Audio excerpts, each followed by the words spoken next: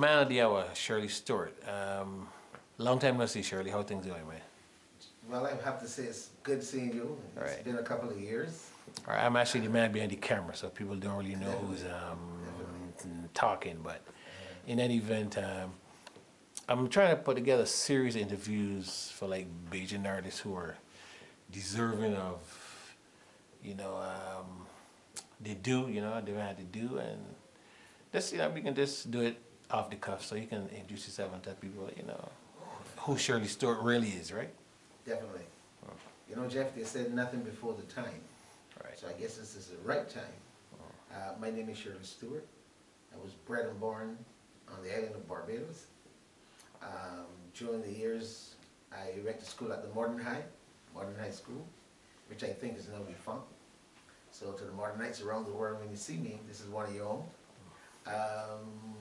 After leaving school, in fact, while I was in my final years of school, I joined a band called the Escorts International, where we recorded songs like Ask for Mother for 6 months, Who Will Looking Good, Good Looking.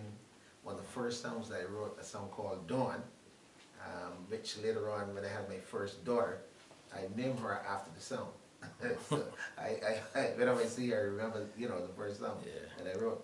And then, of course, many years touring around the world with the Escorts, and then leaving the Escorts, eventually emigrating to the U.S. to further my singing career.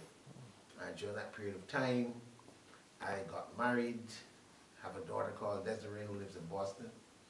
And back in '84 is when I wrote the song Walk Away From Love with my buddy Richard Walters, who was one of my buddies from school.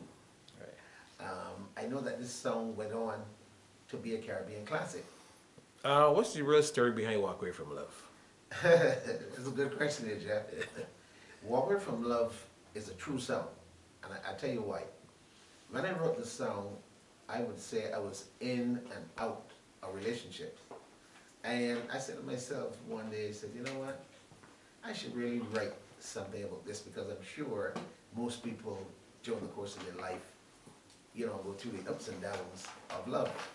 Some people are able to walk away, and some people wipe out everybody in the house. I think walking away is the best way to go. Right. And my friend Richard Warner said to me one day, he said, Stuart, look, you left Barbados now a couple of years. If you don't send something home, the people are going to forget that you used to sing with the Escorts. Why don't you record something and send it home? And that is how Walk Away From Love came about. I wrote 2 verses in the chorus, and I got stuck on the 3rd verse. Well, Mr. Walters, very persuasive That's as right. usual, yeah. And Walters came, so I went to him, I said, Richard, look, I wrote 2 verses in the chorus of the song, then Walk Away From Love. I don't know what to do with the 3rd verse. I said, but you know me better than most, so maybe you can come up with something. Oh. So he took the paper off my hand, I signed the song, he took the paper, and in 2 twos, he wrote the 3rd verse to Walk Away From Love. So today, we share that song, as the authors of Walk Away From Love.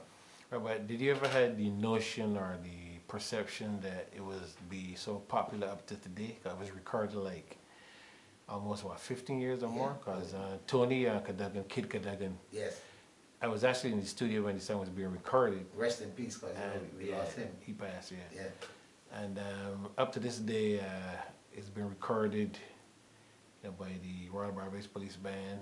yeah. Dobby Dobson did it. Yeah, any fact you go to that is basically relating to ballads or oldies, if you will, Yeah, it always plays. So it was kind of ironic that people thought you were of another nationality. yeah. They thought I'm Guyanese. Up to Right. now, they say to me, this song was done by a Guyanese banner. I said, no, this song was done by a Bajan banner. But it's funny because recently I was singing at a gig, and when it was finished, I did Walk Away From Love, and I took the time to explain that I wrote this song in 1984, and it's a Caribbean classic. Well, I should say it's a classic. And I said, well, me and my buddy Richard, we're from Barbados, etc. And yet, at the end of the show, the guy came to me and said, listen, man, I'm really proud. You made me feel proud to be from GT tonight. So then I had to take time to explain, I love Guyana, I love the people, but I'm a Barbadian.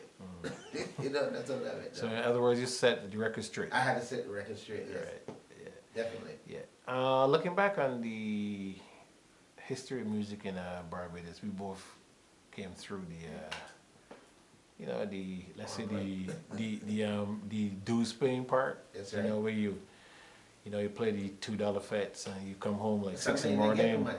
or you don't get paid, or even the Uh, fact that you see people going to church on Sunday morning and you still got on your sad night best, that's right. and you know I ain't getting in, and you put your head down to sleep, and That's before you right. know it, not to let the whole day pass by, you get up at 12 o'clock because That's you right. want to catch some part of the Sunday.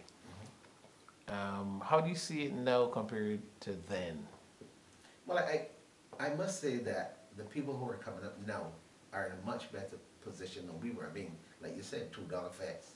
You know, sometimes they promise you some money that never show up. So you sing all night for nothing.